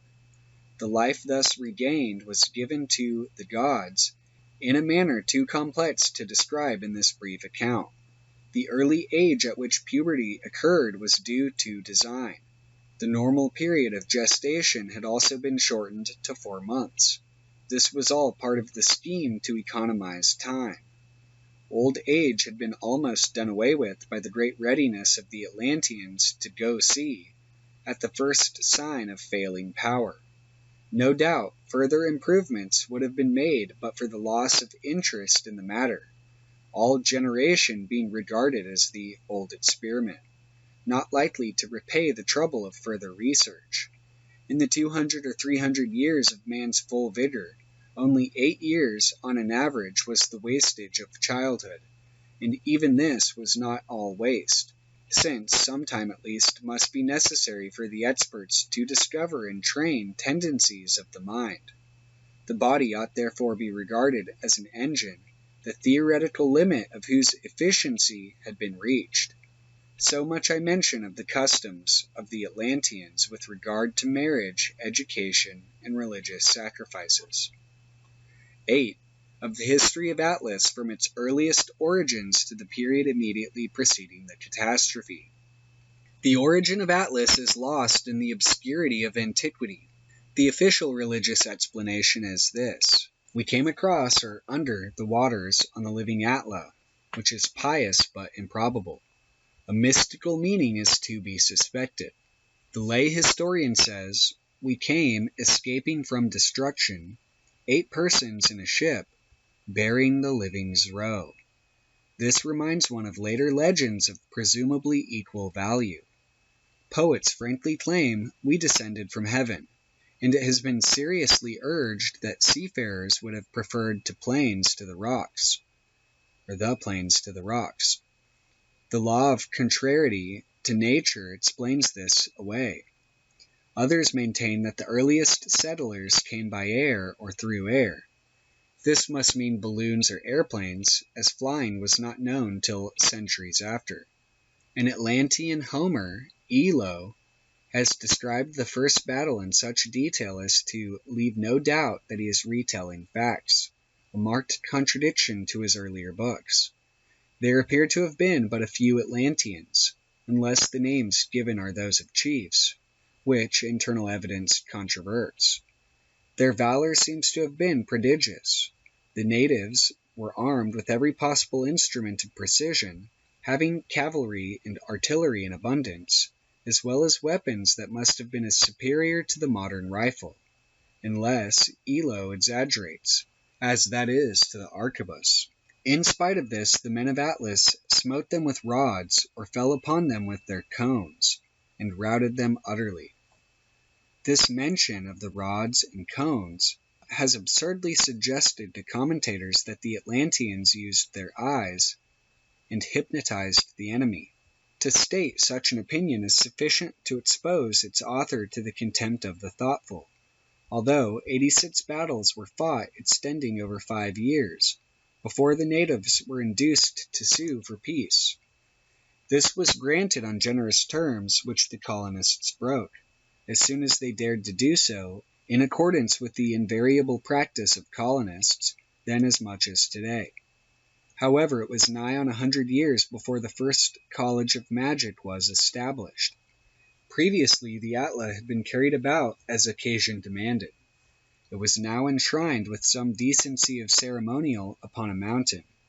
About 300 years later, we find ourselves face to face with the first great mystery of Atlas. This is a translation of the record of that most strange event.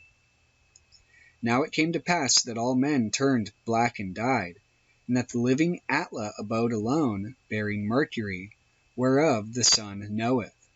Thus came again the true men of Atlas and their women, bearing gods and goddesses. And the void suffered nothing, and the earth was at peace. Now then indeed arose art, and men builded, being blind. And there was light, and the star of light wrought mischief. Therefore the wise men destroyed them with their magic, and there is no record because it is written in that which now is. A sort of si monumentum queris circumspis seems here implied. In any case, there were clearly 2 gaps unbridgeable between early struggles of the settlers, the period of great buildings, and the modern period, which proved stable, of houses. The houses were only made possible by the perfecting of Zrow, and this helps considerably to fix the date. The next 2,500 years were years of peaceable progress. The labor mills were run without a hitch, and the next event was the discovery of black phosphorus. It had been the custom to worship the Atla with lights, and these lights had been candles of yellow phosphorus in golden sheaths. At that time the Atla was veiled. At one festival of spring the veils were burnt up, the lights extinguished, and the yellow phosphorus was found to have been turned into the black powder. The magicians examined this and brought Zrow to its 9th stage. This revolutionized the condition of things. Old age and disease were no more, and death voluntary. Strangely enough, this led directly to the Great Conspiracy. At the end of this period of 2,500 years, the system of houses was well established. There were over 400 such houses, each of perhaps 1,000 souls on average. These were governed by 4 houses of houses, whose rulers took orders from the high house, at the head of which was the living Atla. The plain principle of Atlas was revolution, and like all revolutionary bodies, was obliged to adopt the strictest form of autocracy. A democracy is always suddenly conservative. The only hope is to catch it in one of its moments of crazy enthusiasm and crush it before it has time to recover. Caesar and Napoleon both did this so far as they could. Cromwell and Porfirio Diaz did the same with narrower limits.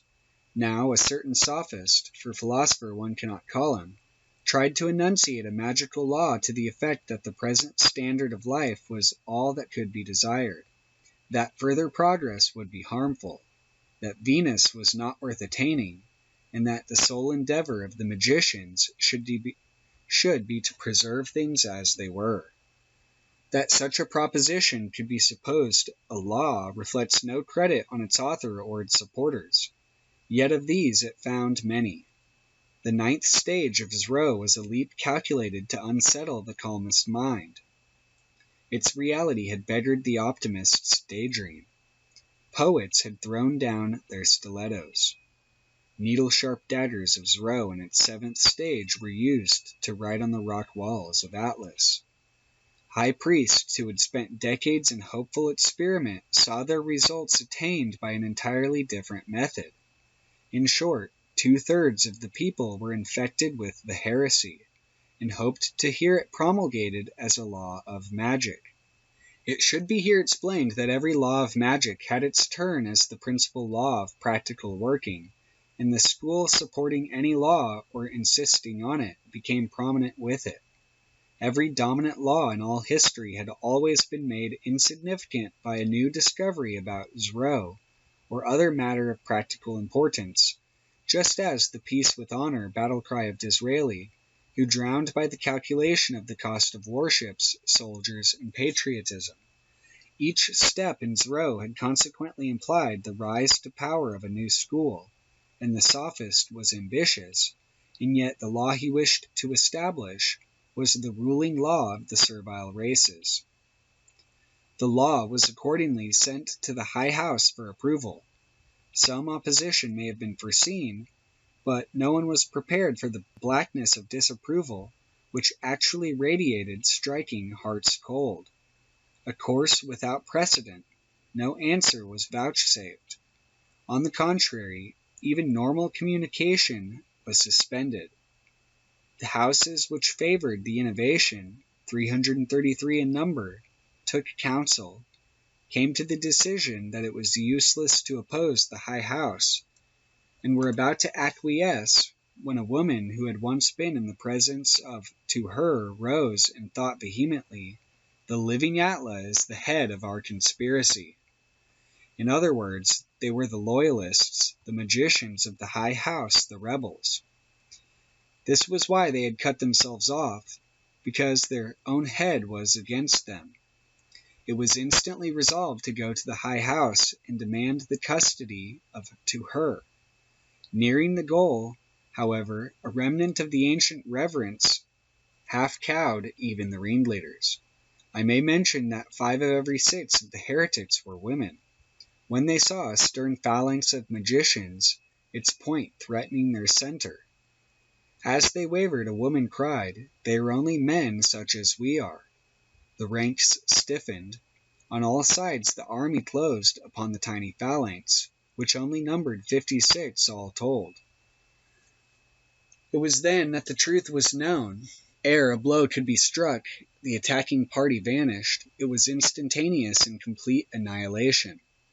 From that moment it was certain that the ruling power in Atlas was something. This matter is not open for discussion. Even at this distant date, it would be dangerous to do as much even as indulge in speculation. Infinitely more awful than even the living Atla. In order to avoid any possible repetition of such a disaster, for the magicians of the High House knew that any manifestation of the Supreme must undo the work of centuries. They gave out that they had become too terrible to look upon, and for the future they always appeared with heavy veils, or rather masks, since for the most part they were carven fantastically by the wearers in the leisure hours. A further alteration was made in the system of government.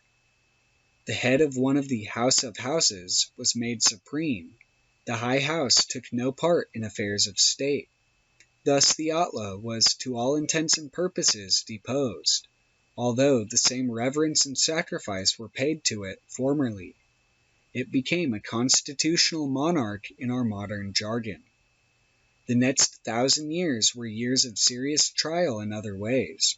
The toil of repopulation was excessive, and there was a revolt, or rather strike, of the servile races, which was ended by the substitution of bread from heaven for those products of the earth on which they had formerly been fed, a diet which proved so adapted to their nature that no labor trouble ever recurred. The Greek legends of the wars between gods, giants, titans are traditions of a real war or series of wars which continued with intervals for over 200 years. The enemy had developed naval armament to an extreme. Their tactics were these: 1. To wipe out the servile races and so interfere with the production of Zro, and 2. To rush and destroy the high house. The first of these met with a great deal of success, the floating rock being struck with projectiles and sunk. This occurred chiefly on the outlying islands, where they were not too much afraid to make raids in force. They also sent epidemic diseases of many kinds. Atlas was reduced to such extremity in these ways that at one time the waterways were forced and the assault on the high house was actually carried out, bombardment continuing day and night for months together. Through a misunderstanding of a well-known magical law, Atlanteans at that time considered themselves prohibited from employing any other defense than the rods and the cones of their forefathers, and these, it appears, were useless against machinery or against men protected by fortification in such a way that they could not be got at from any quarter. Thus the shark-like submarines of the enemy were unassailable. The war was therefore at first entirely one-sided. A certain youthful magician, however, resolving to die for his country if need were, decided to retaliate. He found that Zro in its nascent state, i.e. between the globes, had the power of bringing about endothermic reaction, seawater, for example, becoming caustic soda and hydrochloric acid, and further that this acid thus produced was many thousand times more active than in its normal state. For example, the rock basin in which he conducted his first experiment dissolved as rapidly as butter under boiling oil. He then prepared a number of pairs of receiver globes and dropped them in the vicinity of the enemy's submarines by night. In this manner he destroyed the hulls of almost the whole fleet in a single night, and they remained fled in panic at dawn. They returned the following year, carrying out daylight raids only and devoting themselves to destroying the labor mills. The young magician had been rewarded for his services by being presented to the Atla, and this example encouraged others to find means of attacking the invaders. Artificial darkness was therefore invented and combined with the former method, but this was only partially successful, the tremendous pace of the sharks enabling them to evade any threatening clouds. They did enormous damage, and the supplies of Zro were seriously curtailed. Things now went from bad to worse and culminated in the attack on the high house.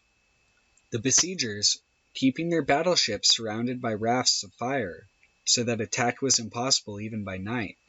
It was then that the high house called on the heroism of its sons. Armed with the long swords of Zro, they plunged into the sea, to perish indeed under the tooth of Zizu, but not before they had time to hack the invading battleships to shreds. Their floating torch rafts only assisted the attack by directing the swimmers to their quarry. The attack on the high house had roused Atlas at last. A counter-invasion was plotted and carried out with immediate and complete success, the enemy being exterminated, and their country not merely ravaged but destroyed by arousing the forces of earthquake. All activity of this kind being, however, deprecable, a recurrence was guarded against by removing the high house to the lofty mountains previously described, and a house was chosen to cultivate the art of war, and entrusted with the duty of destroying any living thing that might approach within 100 miles of Atlas. Only one other adventure of historical importance remains to be recorded. It is the attempt of some foolish Atlanteans to found an empire, and so to be entirely distinguished from the missionary effort referred to previously. The original settlement of Atlas, as has been the case with all flourishing colonies, was made by a few hardy pioneers who strengthened themselves by growth. But Atlas, in her momentary madness, poured out blood and treasure in the fatuous attempt to impose alien domination on lands utterly unsuited to the genius of the people. The idea, of course, was to increase the supply of labor and consequently the output of crude zero. In the first place, the adventure was expensive. It was uneconomical in the scientific sense to send ships with less than 1,000 fighting men. The zero required for these meant the employment of at least 7,000 serviles, and naval construction was therefore of a colossal order. But although little difficulty was found in conquering the country in the military sense, the natives had to be almost exterminated, and the labor of the survivors proved difficult to enforce. It was even then not a tenth as efficient as that of the serviles at home. The imported serviles, moreover, caught native diseases and died in hundreds, and though by prodigious sacrifices in East African Empire was kept going for nearly 200 years, it had to end at last no less ingloriously than the French adventure in Mexico, or the English in India, Egypt, and South Africa. I write little, but not much, in advance of the events. To illustrate the theory here advanced, I will ask the reader to compare the results of the attempt to colonize America by A, the whole of the military power of Spain at her zenith, B, the handful of exile in the Mayflower. The main cause was the impossibility of breeding children in a climate so unsuitable, even of the maintaining of their own women, and above all the fact that the crude zero was not of quality equal to that obtained in Atlas, and that the zero generated by the Atlanteans themselves was not to be made at all outside their own country. The lesson was learnt. Until the end, no further attempt was made to advance in any but the true direction. The great majority of the colonists returned to Atlas, but many, degenerating as is the fashion with colonists of this conquering kind, abandoned zero for gross food, intermarried with the natives, and have generally degenerated yet further to races inferior even to the present descendants of those who were in those days the equivalents of the serviles of Atlas. 9. Its antecedents and presumed causes. In my remarks on zero, I gave a necessarily somewhat diffuse account of the properties of this remarkable substance.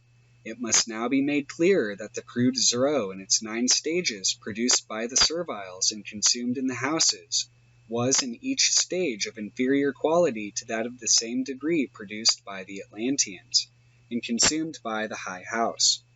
For example, the crude zero was made in a labor mill with all sorts of insulations. The first stage of the priest's zero could be made anywhere and at any time, and naturally directed itself to the receptacle for it without any precautions. It must, I think, be presumed that the zero generated in the high house was again of far greater purity and potency. Very little of it can have been used in the experiments of the magicians, and it is therefore necessary to account for enormous quantities produced during many centuries of uninterrupted labor. I have, however, no data of any kind for this investigation. The mysteries of the high house have ever been inscrutable, and were not wholly delivered to the heirs of Atlas. They must be rediscovered by the magicians of the new race. It may be that in some form or other the zero had been made stable, and used to impregnate the column which is alleged to have been driven through the earth, perhaps, and less improbably, only to the depth of a few hundred miles. This column, however long it may have been, had certainly its top immediately below the reservoir of the high house. It had been completed about 70 years before the catastrophe, but apparently no attempt was made to utilize it in any way. To me it appears probably that in some one mind the whole catastrophe was brooding, that the column was part of the device, and that the event which I shall now describe was the other part. This event was the birth of a child in the high house, a child without the distinguishing mark of the daughters of Atlas. That any child at all should have been born there is so incredible that I am inclined to suspect an improper use of the word born. I think rather that a magician brought Zro to its 11th stage, when it takes human form and lives. The alternative theory is that of the angel of Venus, described in the chapter on the underground gardens of Atlas. The supporters of this theory hold that the child was not born of a priestess, but of the living Atla. In any case, the whole country gave itself to unbridled rejoicing. Work was carried on at a greater speed than ever before. One might say a delirium of labor. For 11 years this continued without cessation, and then without warning came the order to repair to the high house, every man, woman, and child of Atlas. What was then done I know not, and dare not guess. That same day 7 volunteers, heroic exiles from the reward of so many centuries of toil, voluntary maroons on the discarded planet, the heirs of Atlas, turned their faces from the high house, and severally sought distant mountains, there each to guard his share of the secrets of the holy race, and in due time to discover and train up fit children of the other races of the earth, so that one day another people might be founded to undertake another such task as that now ended. Hardly had the principle of Atlas melted into the sea behind them, than the catastrophe occurred. The high house and the column beneath it, with all the inhabitants of Altar, shot from the earth with the vehemence of a million lightnings, bound for that green blaze of glory that scintillated in the west above the sunset. Instantly the earth, with its god departed, gave itself up to anguish.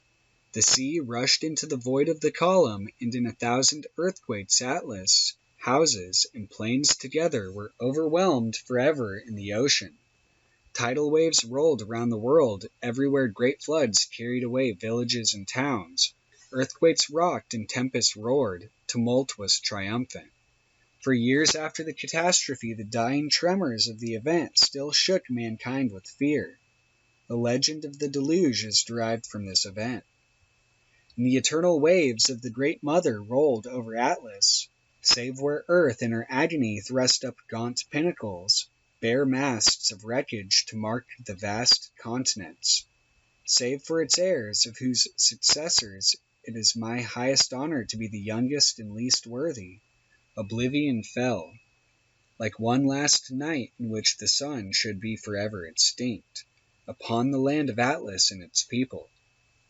Shall such high purpose fail of emulation, such achievement not example and excite us to like striving?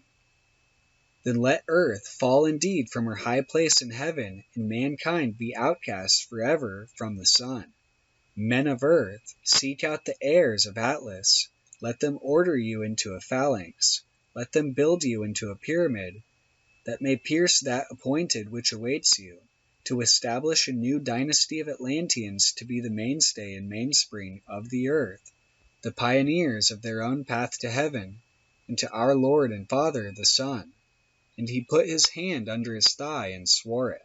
By the ineffable Tla, and by the holy Zero did he swear it, and entered into the body of the new Atla that is alive upon the earth.